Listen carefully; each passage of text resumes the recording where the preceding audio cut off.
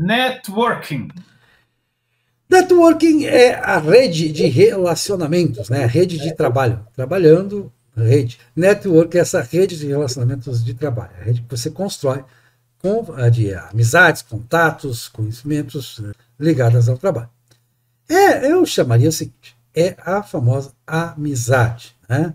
Eu tenho aqui, o Regis tem aqui 25 frases e pensamentos fundamentais de Regis Antônio Coimbra. Eu tenho aqui no canal 25 circunlóquios e alguma coisa lá, que na verdade são textos meus, mas eu não quis, para não parecer cabotino, para o nome do canal, eu não quis botar que eram meus, mas são meus, se quem quiser, né? Em que eu digo que, na verdade, os negócios, a gente emite faturas, né, e paga faturas, cobra faturas. E o networking é essa ideia, está muito ligado a essa ideia. E se a gente for pensar, decupar a amizade, aí eu sempre volto a citar Camões, tão contrário a si, ao mesmo amor, mas que favor pode causar nos homens a amizade, no coração dos homens a amizade, se tão contrário a si ao mesmo amor, a amizade tem muito esse caráter, no fundo, claro, tem afeição, tem gosto, tem cuidado, eu mesmo perdi muitos amigos esse ano, e sinto, há uma dor nisso, há um sentimento, sim, pela amizade, há afeição, mas no dia a dia a amizade tem muito disso, tem muito dessa coisa de uma relação com fins de inserção social, muito essa coisa, aqueles clubes, né, que as pessoas fazem parte, tal, para estar presente entre. No interior, antigamente, era muito comum você tirar o Rotary Club, o Lions Club, né? Você tinha que fazer parte daquilo, era um ganho, representava um ganho, as pessoas procuravam fazer parte daquilo, aquela confraria, né? Porque aquilo criava todo um relacionamento, todo tipo, e que poderia vir a ser proveitoso nos negócios, em toda forma de empreendimento. Quando veio a palavra de origem inglesa network, então, agora estamos diante de uma coisa, de uma novidade. Não é nenhuma novidade. Sempre as pessoas precisaram, a gente destacou aqui nos programas Vida, Manual de Instruções, de que é evidente que é muito raro você não precisar de networking para ter uma boa carreira, para ter uma boa renda, para valorizar o seu trabalho, para encontrar boas soluções. Trabalhar em rede é muito importante. Construir uma rede de relacionamentos pode parecer não importante no primeiro momento. Por que eu estou me relacionando com uma pessoa que eu não vou negociar diretamente com ela agora, mas que ali na frente vai ser relevante. É aquela história que se dizia muito antigamente aqui na Bahia. Quando tinha o o Vieira era o colégio de referência. Hoje não é mais tão referência assim, ainda é de referência, mas tem vários concorrentes até mais conceituados, mas era o Colégio Padre Vieira, e aí eu vi uma pessoa uma vez da elite baiana, assim, digamos assim, que ela dizia assim, não, eu não botei meu filho a estudar no Vieira, tanto por causa do que o estudo lá, que o ensino era melhor do que nas outras escolas. Não era, não estava pensando nisso, embora até fosse. Mas porque lá ele ia estar com outras pessoas que são importantes, que amanhã depois vão ser prefeito, vão ser vereador, vão ser chefes de indústria, vão ser diretor de empresas, vão ter empreendimentos, vão ter comércio e coisa e tal. Então, ser colega dessas pessoas vai abrir oportunidades para meu filho no futuro, seja ele médico, engenheiro, seja ele tenha a carreira que ele tiver. E aquilo para mim foi um ensinamento. Eu era novo quando eu vi isso, estava nos meus primeiros tempos aqui na Bahia, e de fato depois eu observei que muitas pessoas, não, mas eu fiz um negócio, e aí em reuniões de condomínio, mas eu vou contratar esse cara porque ele estudou comigo no Vieira, eu reconheço. Então essas coisas fazem parte também do network. Network é bem relacionado, bem relacionar-se com as pessoas certas. Fazer networking, né, é fazer os contatos com as pessoas que podem ajudar a resolver a curto ou médio prazo, ou longo prazo. Então, vou colocar meu filho no colégio Anchieta, no colégio Farroupilha, no colégio israelita, né? Por quê? Porque ele vai estar com pessoas que alguns vão ser, talvez, né? Mas a maioria vão ser pessoas de destaque, ou que não vão estar numa boa média, né? Poderão ser colegas de engenharia, de medicina, de qualquer coisa elevada. Então, eu brinco assim, olha, para que a gente vai para a escola? Para estudar não é. Porque, inclusive, a gente tem que prestar atenção na aula, e tu não consegue estudar, e geralmente é repetitivo. Se a gente for algumas aulas, como por exemplo as típicas aulas de inglês, né, que o pessoal repete o verbo to be 500 vezes. Tu aprende na primeira vez, aprende um pouquinho mais na segunda vez, na terceira vez tu começa a desaprender e a dar uma resposta padrão que sabe que vai resolver a prova. Mas tu está ali para zoeira também, para conversar, para incomodar, para mostrar que tu é corajoso, que tu é cara de pau, que tu é destemido. Tudo isso está fazendo parte de se mostrar, ser conhecido e conhecer pessoas, conhecer as características das pessoas, né? Claro, numa cidade muito grande, se tu estuda numa escola muito genérica, talvez tu nunca mais veja a maior parte daquelas pessoas. Mas algumas amizades que tu faz, às vezes, no colégio, né, na escola fundamental, vão ficar para toda a vida. Isso já é um networking involuntário, um networking espontâneo, que depois tu vai dizer, precisa alguém que faça tal coisa. Tem aquele meu amigo, né, que é de confiança porque eu conheço ele desde a infância, né? Isso é networking. Mas eu vou para a faculdade, então vou fazer direito em qualquer universidade, Universidade Federal do Rio Grande do Sul. Se eu vou fazer direito na URGS, são pessoas que muitos vão ser servidores públicos, não vai ter assim muita... Mas as pessoas com as famílias que mais têm condições de dar suporte para eles se aprofundarem, para estudarem, etc., etc., são as do pessoal que vai fazer lá, não numa universidade genérica. O cara pode ser brilhante fazendo uma genérica e ser melhor do que aqueles outros, mas é menos provável, né? Até porque a família vai dizer, não, vai para a URGS, aqui a gente não tem que pagar, e também tu vai ter contato com professores melhores, supostamente, e principalmente com os colegas mais ricos, com mais chance de serem importantes na tua carreira daqui 10 anos. E isso aí já é bem mais deliberado, bem mais consciente. Eu, particularmente, não uso nada de network nesse sentido, né? O pessoal brinca que eu sou muito de fazer inimigos, não de fazer amigos, né? Por quê, né? Uma vez um cara que agora até é vereador, né? Ou ele é deputado, acho que é deputado, ele mandou um negócio lá que era umas vagas para não sei o quê, e eu divulguei, e ele ficou muito bravo comigo. Ele disse, mas tu não disse que era para divulgar? Eu divulguei. Não, mas era só para os amigos, né? Então tu é corrupto. Ele não curtiu muito. Tem esse meu lado meio negativo nas minhas networkings, né? Mas, de modo geral, eu tenho os meus amigos, tenho as pessoas de confiança, com esse meu critério de exclusão, né? Vamos ver, se o cara é muito vaidoso de uma maneira superficial, ele vai brigar comigo daqui a pouco, né? Então, eu já provoco isso. Se o cara resiste, se ele aguenta as minhas ironias, esse aí é cascudo, esse aí é de fé, esse aí vale a pena investir nele. Tipo eu, né? Hã? Tipo eu, assim. Eu já disse pra ti, cara, tu é cabotino, para de disfarçar, fica mais bonito se tu assumir. Tu vai ser mais amado. Já reclamou na tua biografia? Tu sempre foi perseguido e odiado. Eu acho é porque tu tenta agradar. Desiste de agradar que tu vai agradar mais. Até porque tem uma idade para fazer isso, pode ser perigoso. Você tocou num ponto que é o seguinte: o network, a para dar resultado, ele deplora o exagero. Bajulação é uma coisa que pega muito mal, porque as pessoas tendem a evitar o bajulador. O bajulador é um cara chato, é inconveniente. Então você tem que ter cuidado nisso. Então, para isso tem certas regras, eu sempre recomendo. Eu li quando era jovem, me serviu muito, mas é muito bom. Devia ter seguido mais como fazer amigos e influenciar pessoas do Dale Carnegie. Ele explica tudo isso lá. Ele já explicava o network naquela época. E também depois eu tive contato, agora mais tarde, que é uma coisa muito antiga também, as leis do triunfo, Napoleão Hill, que eu tenho algumas críticas a elas, algumas estão erradas, inclusive eu escrevi num livro que eu fiz uma biografia aqui do José Rosário Ribeiro, um grande capitão de indústria aqui da Bahia, e que ele seguia muito Napoleão Hill, ele disse, não, os erros que ele cometeu estavam no livro, mas são erros, né? São erros conceituais do Napoleão Hill.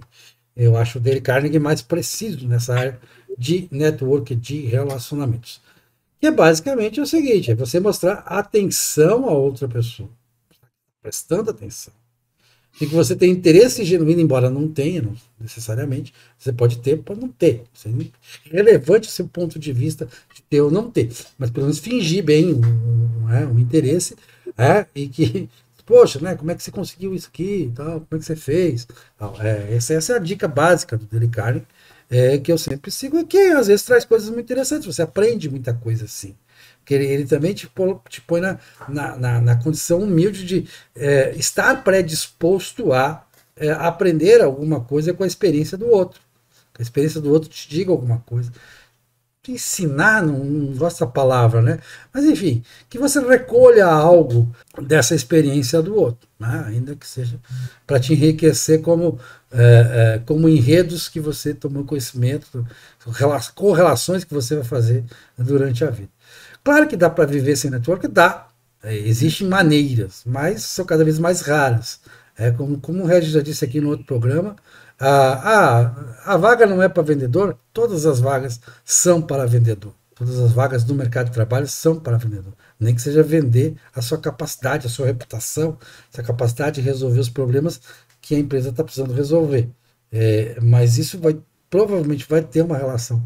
De uma maneira ou outra, você vai acabar se relacionando com o cliente, e ao se relacionar com o cliente, com o fornecedor, com terceiras partes, ou com os próprios colegas, ou com outro setor dentro da empresa, você tem todo um trabalho de vendedor de networking. Existem os clientes externos e os clientes internos, como se diz, né? Então, a outra repartição, o meu chefe, são clientes internos, né? E eu sempre brinco, se ilude muito quem acha que sendo autônomo vai ter menos chefe, vai ter mais clientes, vai ter mais chefes, e tu vai ter que agradá-los igual, ou mais até, né? Porque não é garantido, ele não tem nenhuma obrigação trabalhista contigo. Mas a questão da networking, da tentativa de agradar, tem um episódio do Black Mirror, né, que é nose dive, mergulho de nariz, sei lá, tipo o cara caindo de nariz, né, e que é uma moça, a circunstância, ela é uma reflexão sobre o nosso mundo de redes sociais e desse esquema que tem, por exemplo, no Uber, que tu dá estrelinha pro motorista e o motorista te dá estrelinha, né. Então eles pegaram isso e imagina uma sociedade toda baseada nisso, inclusive tu não precisa ter dinheiro, né. O teu trabalho, os descontos que tu recebe são radicalmente afetados pelo teu rating, pela tua pontuação no sistema que todo mundo vai te dando nota. Reputação, palavra em português, reputação. Reputação. Aí ela quer melhorar, porque para ela conseguir um desconto que permitiria ela comprar uma casa num lugar legal, ela tem que passar, sei lá, de 4,2 para 4,5, uma coisa assim, né? E ela começa a se esforçar demais.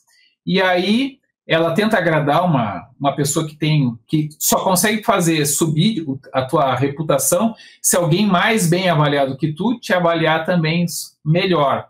Aí ela meio que puxa de maneira desajeitada o saco, vamos dizer assim, de uma pessoa que tem uma reputação melhor que a dela, e a pessoa dá uma nota mais baixa para ela. E aí a reputação dela, em vez de subir, desce. Aí ela começa a se irritar, e aí nose dive tem a ver com isso, né? É uma queda de nariz, vamos dizer assim.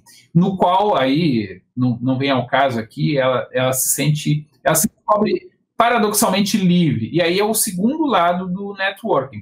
Se tu te prender ao networking de maneira muito explícita, em algumas funções, em algumas posições, em alguns momentos da vida, ok, pode funcionar. Mas além de um certo patamar, tu começa a jogar com a tua individualidade.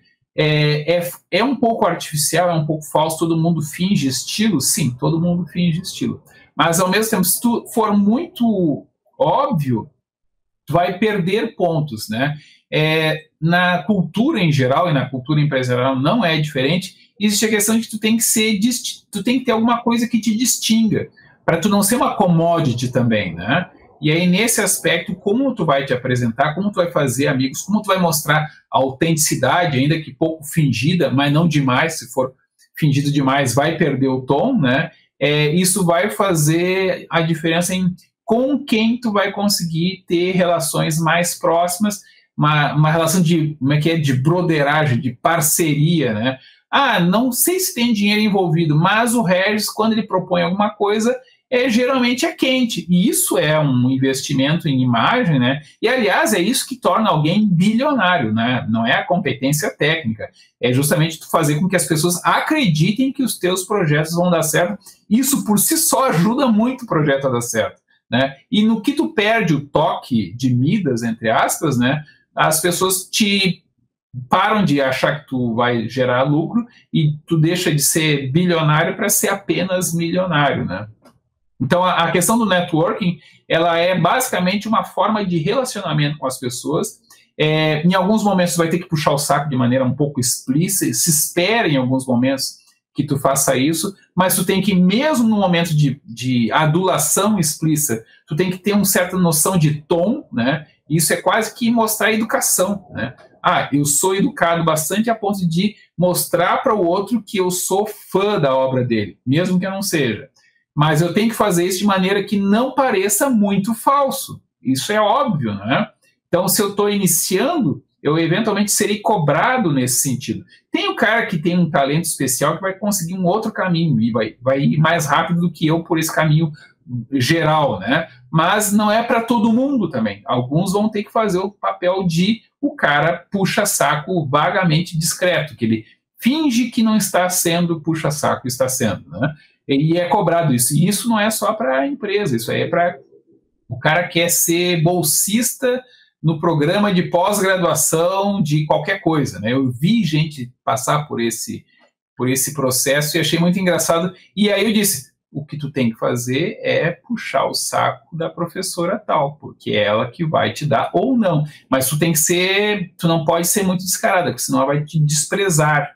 E se ela te desprezar, ela vai deixar um outro passar na tua frente, né? Então, é complicado, e é para isso que a maior parte da nossa inteligência, como primatas esquisitos, evoluiu para essas sutilezas do networking. Basicamente, o que distingue um ser humano de um gato ou de um macaco mais simples, um macaco do velho mundo, né, é a nossa capacidade de lidar com um número maior de pessoas com interações mais complexas, com maior especialização, saber para que serve diferentes pessoas, para que servem diferentes habilidades, para que servem diferentes máscaras sociais, e isso faz parte das habilidades para as quais o nosso cérebro desenvolveu. Se serve também para fazer contas complexas de geometria, fazer filosofia analítica da linguagem, etc., etc., física quântica e relativística, isso foi por acidente, porque o objetivo da nossa inteligência ter se desenvolvido é para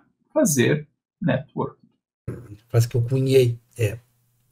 O maior patrimônio de um indivíduo é a sua reputação. O maior patrimônio de uma sociedade são seus valores. E há uma relação intrínseca entre uma coisa e outra. Então, aquele jeito, mas eu vou contestar os valores, vou encher de tatuagem aqui e tal, vou mostrar minha rebeldia em relação aos valores que eu recebi de meus pais, vou ser o anticonservador. Tá, hoje em dia você vai participar de programas de cotas de empresas com base nisso, mas cuidado com o que você posta nas suas redes sociais, porque na hora de você conseguir a vaga, elas vão ser cada vez mais escrutinadas, né? Então você pode até conseguir a vaga, cota dos rebeldes aqui, a cota dos tatuados a gente tem que garantir, né? O pessoal vai, como diz a Bruna, né? O pessoal do RH lê a Djamila Ribeiro e tem que seguir isso aqui e tal, porque senão vai dar problema para a imagem da empresa. Isso não vai significar um verdadeiro avanço. Eu gosto muito de remeter a dois autores do início do século XVI, né? No livro Evangelho segundo a Filosofia, eu fiz uma boa relação disso, que é o Erasmo de Roterdã, escreveu A Civilidade Pueril. O Erasmo de Roterdã era um cristão devoto. Inclusive, ele deu o trabalho de fazer uma nova tradução do Evangelho a partir do grego. Ele escreveu A Civilidade Pueril porque ele estava sendo hospedado por uma família na Suíça e estava observando o comportamento das crianças e disse, não, poxa, eu tenho que ensinar algumas coisas para essas crianças. Mas a Civilidade Pueril serve para adultos também, né? Porque é um comportamento que diz, poxa, como se portar em sociedade. E aquilo se tornou um guia para a Europa, se tornou os valores do Ocidente. Os valores do Ocidente têm muito a ver, os valores que são valores que você respeita, mesmo que você ache que é contestador. um Ah, pequeno parêntese é que as dicas deles nos parecem surpreendentes porque são coisas muito grosseiras, né? sim, mas Para mostrar o contraste da cultura que havia antes. exatamente. Hoje nos parece, poxa, essa coisa tudo, isso é pueril realmente, né? Até para o título do livro que ele escreveu, Cidade Pueril. Nos parece pueril, mas para a época era importante. Tem a ver também com a época das descobertas, né? Quer dizer, como nós nos apresentarmos como senhores do mundo aos povos, às crianças do mundo, né? Que eram os povos que nós estávamos a descobrir, nós do Ocidente, digamos assim. É que Na, os exemplos do livro dele são assim: se for cuspir, cuspa discretamente, não coloque a comida semi-mastigada de volta no prato, né? se você, por acaso, tem um mais interessante que é, se você está numa roda de amigos e você, por acaso, rir de alguma coisa que, que é da própria pessoa, de uma careta que o outro fez, de uma coisa ridícula do outro, não assuma que foi por isso que você riu. Diga que lembrou de uma piada, minta, né? Minta socialmente. Um ensinamento cristão, inclusive, do grande cristão Erasmo de Roterdã, que sem dúvida nenhuma, um filósofo recepcionado por todos. É só a Revolução Francesa que foi contra, mas depois acabou fazendo sua própria versão. Eles eram contra a cidade pueril. Não, nós temos que acabar com isso, porque é coisa que os laçalistas assumiram. Então, assim, mas aí fizeram a própria versão da Revolução Francesa para. Que era mais ou menos repetindo a mesma coisa, só que outras palavras. Não é o Erasmo de Roterdã, somos nós que estamos fazendo isso aqui. E na época também, no século XVI, acho que, se não me engano, era um italiano, Leopoldo da Castiglione, se não me engano o nome, mas eu não se eu errei o nome, me perdoem, está no meu livro, Evangelho segundo a Filosofia. Recomendo, aproveitem e comprem o livro, que eu estou precisando e tal. Então, pela editora Record. O Leopoldo da Castiglione, ele era muito mais direto, ele era mais na linha dele carne. Ele dizia: não, olha, você finja, né? Como fingir para fazer networking. Ele era um guia de networking, assim, direto, como estar bem na vida. Né? E aí ele dizia que se você fingir bastante, você vai acabar acreditando no seu fingimento. Aquele fingimento vai acabar sendo natural. Finja bastante, de modo que aquilo vai ser a expressão do seu ser. Você vai de tanto contar uma mentira, você vai acabar acreditando na sua mentira. Né? E era um guia que vendeu bastante na época, vendeu até mais do que no Cidade Pueril. O Cidade Pueril, ele acaba sendo muito influente porque é adotado pelas escolas, tanto as escolas luteranas. Os luteranos vão adotar Erasmo de Roterdã, porque Erasmo de Roterdã ficou indeciso, né? Se ele era a favor, enfim, ele posicionou-se contra a reforma. Era a época da reforma protestante. Mas ele ficou indeciso, então ele é considerado tanto pelos católicos, que adotaram ele, pelo La Salle é católico, as escolas laçalistas são católicas, quanto pelos mestres de escolas luteranos da Alemanha, da Suécia, enfim. Ele acabou tendo influência nesses dois mundos. Interessante a trajetória do Erasmo de Roterdã. Mas esse italiano não.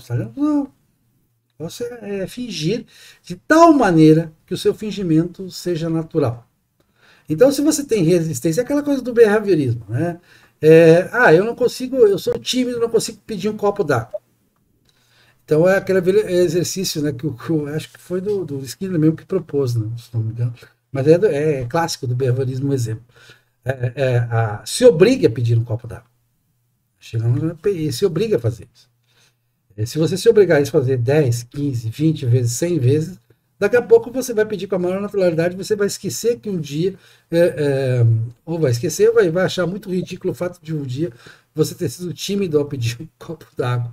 Tem um pouco isso do treinamento, treinar-se. E isso vale para as relações pessoais. Então, diga muito obrigado.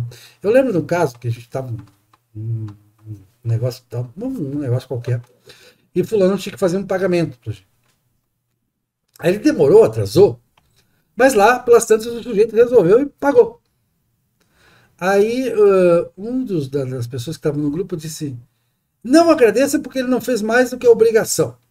Eu disse: não, agradeça. Embora a gente saiba que ele não fez mais do que a obrigação, certo?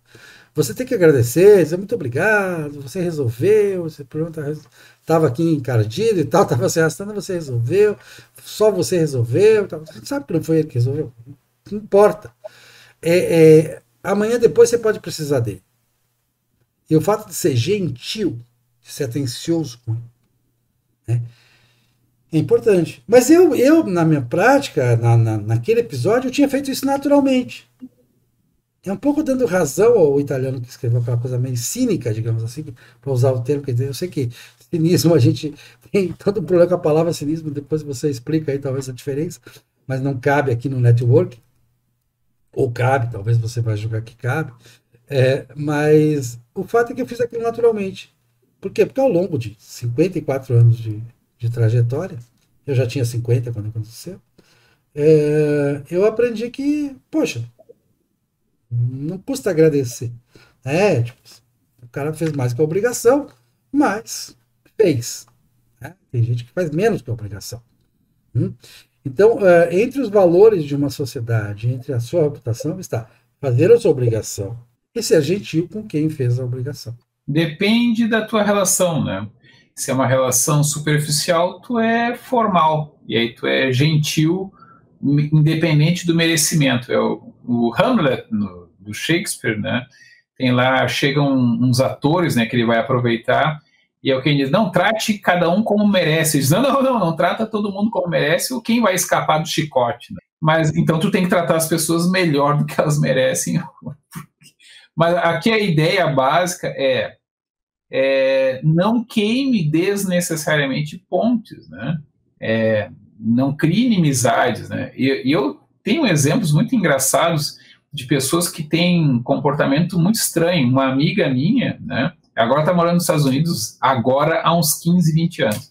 Mas ela tinha o estranho hábito de sempre reclamar e sempre criar bronca com os garçons. E eu dizia na frente dela e do garçom, não esquece, o cuspe é o dela, tá? Porque é o tipo da briga que eu não faria. Brigar com o garçom antes de ser servido, eu acho completamente imprudente, né?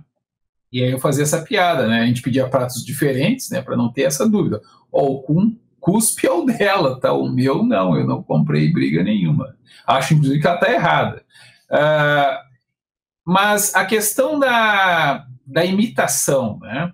O que o Castiglione, o que ele diz é muito parecido com a ideia já do Aristóteles. Como é que se aprende a virtude, ou a excelência? Se aprende imitando, num primeiro momento, de maneira acrítica, as pessoas que são excelentes. E aí, esses dias, nessa semana que passou, né, eu dei esse exemplo, né, para fazer a introdução lá da filosofia prática, né, filosofia da ação, Platão e a perspectiva de Aristóteles em contraste, e disse, olha, em Aristóteles ele tem uma técnica muito engraçada, que é tu imita o cara que tu acha excelente.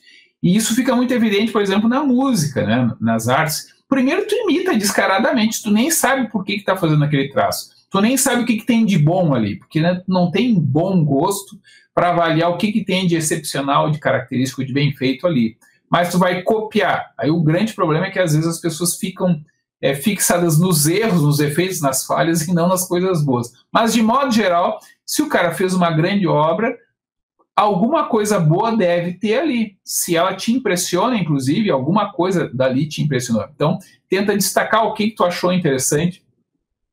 Eventualmente, tu vai fazer uma caricatura que vai ficar ruim, né? Mas não tem jeito, tu vai ter que imitar, errar um pouco, imitar mais vezes. Lá pelas tantas, tu vai descobrir a lógica que está ali dentro. Por que aquilo é uma grande obra? Pode ser até que eu não consiga fazer uma grande obra, mas um pouco daquela técnica, daquela sensibilidade eu desenvolvi. Então, aprender a ser excelente, a ser virtuoso, é copiar, copiando aos poucos, ir entendendo ou desenvolvendo a sua própria interpretação do que tem de bom ali. E na questão do networking, eu vou reiterar, não é uma coisa assim simples, que vale sempre a mesma coisa para todas as circunstâncias. Alguns conselhos básicos eu até concordo que servem para todas as circunstâncias, mas conforme a área, então é medicina, é direito, é dinheiro, é finanças, é mercado de varejo.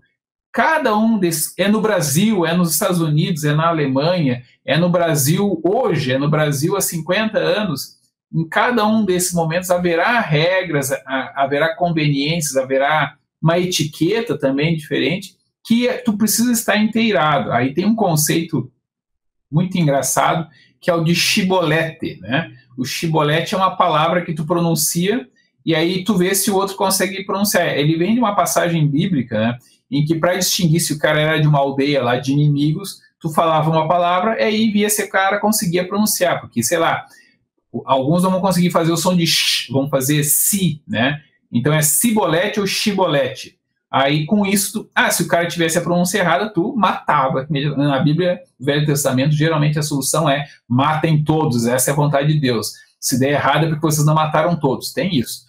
A ideia aqui no caso do chibolete, num contexto menos brutal, é ver se o cara é da turma, se o cara é do negócio, se o cara é do ramo. Às vezes tem isso, né? Se o cara tem jeito de honesto, se o cara tem um mínimo de educação, conforme o contexto, esses serão marcas sociais, distintivas e importantes, que tu precisa mostrar que tu é da turma, que tu tem valor e, ao mesmo tempo, reconhecer quem vale a pena, quem não vale a pena. Nisso tu pode cometer erros e jogar fora alguma coisa maravilhosa? Sim. Mas aí vamos voltar aqui até o exemplo da indústria.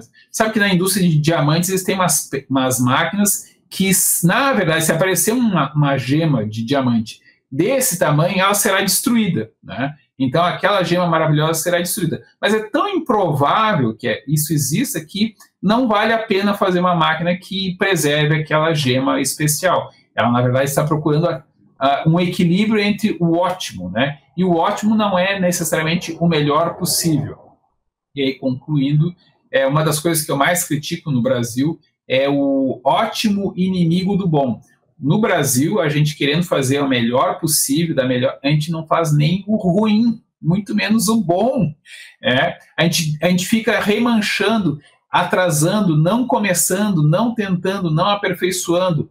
Ainda sobre networking, né, especificamente, sobre networking, existe uma questão que sempre que você vai conversar com alguém, para pedir alguma coisa, eu vou pedir alguma coisa a fulano, que eu sei que ele é influente e tal.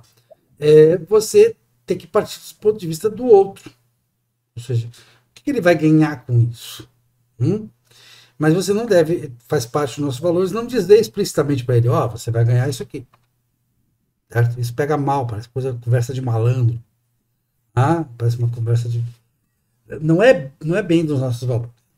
Agora, o problema da sociedade brasileira, no networking, e que o estrangeiro estranha muito, e que a gente tem que mudar isso, porque realmente está na hora de mudar, porque isso incomoda demais, é a história do, vou fazer isso e não faz. Vai lá em casa, o estrangeiro, o cara está me convidando para ir para a casa dele, apareça lá em casa. Mas o convite não é sério. Certo? É tipo assim, eu te ligo, e não ligo. Aquela coisa de estranhada pelo estrangeiro, isso na cultura brasileira. Essa promessa vã, essa promessa faz parte da gentileza fazer essa promessa vã. Não faça promessa vã só por gentileza.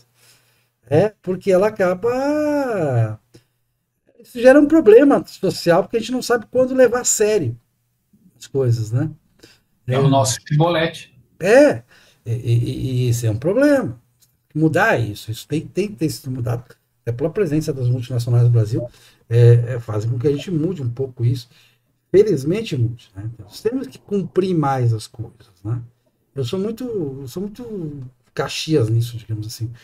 Sou muito chato nisso. Poxa, tá, tudo bem, relevo. A outra questão é não passar recibo. Faz parte não é só da gentileza, é uma estratégia de networking. Nunca passar recibo. Certo? O que é passar recibo? O sujeito não cumpriu o que estava combinado. O sujeito mostrou que ele não presta. Ele prometeu te entregar aquilo no prazo, não entregou. Você teve que recorrer a outra pessoa e tal, aquela coisa. Aí tem uma lição de Sam Walton, que também é do Walmart. Ele tem um texto muito bonito sobre isso, está na internet, circula por aí. em que ele diz assim: olha, eu vou xingar? Não. Eu vou reclamar? Não. Eu vou recorrer à defesa do consumidor? Não. Eu simplesmente não volto mais.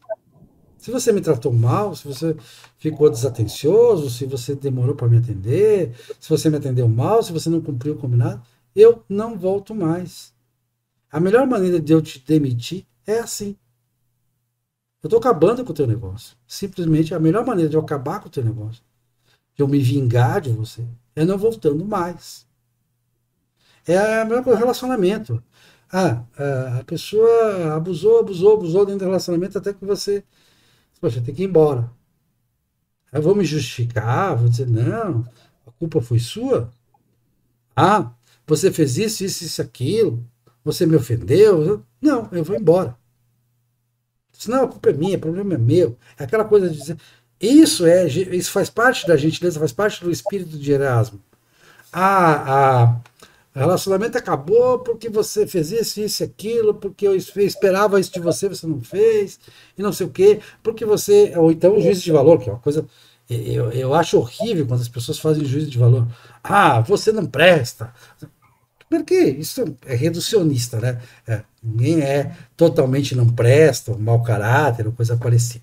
É reducionismo. Segundo o quê? Para quê? Você está passando recibo? Xingando o outro? Desnecessariamente? Não. Se a pessoa perguntar, se ela insistir onde é que eu errei, isso, não, você não errou em nada. Eu faço questão de não dar. Se a pessoa lhe fez mal, eu faço questão de não colaborar com ela e dizer onde ela errou. Eu simplesmente, se é para não ter mais a relação, eu digo, não, o problema é meu. O problema é meu, eu sou uma pessoa muito complicada, sou uma pessoa. Isso é um problema meu, é uma coisa interna a mim. Não foi você que provocou isso, não passa recibo. Isso eu acho importante nas relações de network, porque muita gente passa recibo e acaba queimando aquilo que você falou, queima pontes. Que amanhã depois pode vir a ocasião de voltar, não tendo relacionamento, voltar com aquela pessoa. Mas enfim, se você precisar para alguma coisa, ou mesmo nas relações profissionais, xingar, dentro da empresa, xingar o colega. Isso aqui deu errado por sua culpa. Você que não tomou a providência certa. Ele sabe disso. Não precisa passar isso. Ou é o caso de demitir. Aí o diretor vai acabar vendo que é isso mesmo. Se não vê que você está na empresa errada, vai procurar outra coisa para fazer. Mas não é o caso de você passar recibo. Eu sempre sou contra passar recibo. Eu não sou a pessoa que passa recibo. Eu faço cara de paisagem mesmo e guardo para mim, tá tudo certo. Não tem problema. Eu tenho uma discordância, que é a seguinte. Eu acho que tem que passar recibo quando tu acha que vale a pena. Então, é uma relação que tu acha que pode ser melhorada, que é um toque que vai melhorar. Passa, né? Assim, aí é discutir a relação. Isso vale para os colegas, vale para o trabalho. É discutir a relação. É dizer, poxa, eu estou incomodado com tal coisa. Você nas reuniões tem feito exatamente isso. Você tem tomado tais atitudes. Eu não estou gostando disso. Isso eu chamo de discutir a relação. E há maneiras educadas de falar isso. Há maneiras gentis de dizer, olha, eu estou incomodado com isso, eu não concordo com isso, eu não acho proveitoso que você haja dessa forma, eu acho que você falhou, eu acho que é importante você pensar em cumprir prazos, eu acho importante você assumir responsabilidades. Existem muitas maneiras educadas de discutir a relação. Às vezes a maneira adequada é não educada, porque nem todo mundo reage da mesma maneira ao mesmo estímulo. Então tem a pessoa com quem é importante ser educado porque é a maneira com a qual ela vai resistir menos, né? Se eu for grosseiro, ela vai ficar numa posição defensiva, vai demorar mais tempo para ela aceitar, supondo que ela venha aceitar. Com outras pessoas, não. Ela lida melhor com o confronto direto. Aí vai ter diferença de pessoa para pessoa, às vezes até de gênero. Tem códigos diferentes, então com homens às vezes funciona mais a coisa mais grosseira mesmo, aí o cara vai explodir e depois vai concordar contigo. Outra pessoa não, tu vai ter que comer pelas ruas. E vai ter aquele caso que é irremediável. E aí, se é irremediável, tu vai gastar o teu tempo dizendo para ele que está errado, se não adianta, não, tu vai dar o tapinha nas costas e passa no departamento pessoal. Mas ou, enfim, tu não contrata mais se é um fornecedor, alguma coisa assim. Vai adiantar brigar, vai adiantar dizer que ele errou, né? Eu quero mais é que ele se rale, né? Eu fiquei com raiva, eu quero que ele morra, né? Então não vou dar a dica, não serei cristão neste momento fazendo uma crítica construtiva ou destrutiva, porque uma crítica destrutiva eventualmente também é construtiva, no sentido de que tu diz, olha, isso é uma porcaria, isso está fazendo errado, e só queima o teu filme, tem que parar de fazer isso e não tem conversa. Isso eventualmente existe um momento de dizer isso para um amigo ou para um colaborador que é valioso por outras razões, né? Mas, de modo geral, sim, concordo. Mas, reitero, a nossa complexa inteligência, que dá para fazer física quântica e relativística e psicanálise, sei lá o que mais, né? Ela evoluiu para lidar com pessoas. E a complexidade das pessoas é a maior complexidade com a qual nós lidamos. Dá para aproveitar para outras coisas, mas a nossa inteligência se desenvolveu, foi desafiada para lidar com esse tipo de problema. Exatamente. Então, a gente concluiu aqui que networking é importante, né? E que é uma ciência, é uma arte. Não é simplesmente sair por aí distribuindo agrados a todo mundo, chamando o pessoal para fazer amizade no Facebook. Ajuda. Entre fazer isso errado e não fazer, é melhor fazer errado. Exato.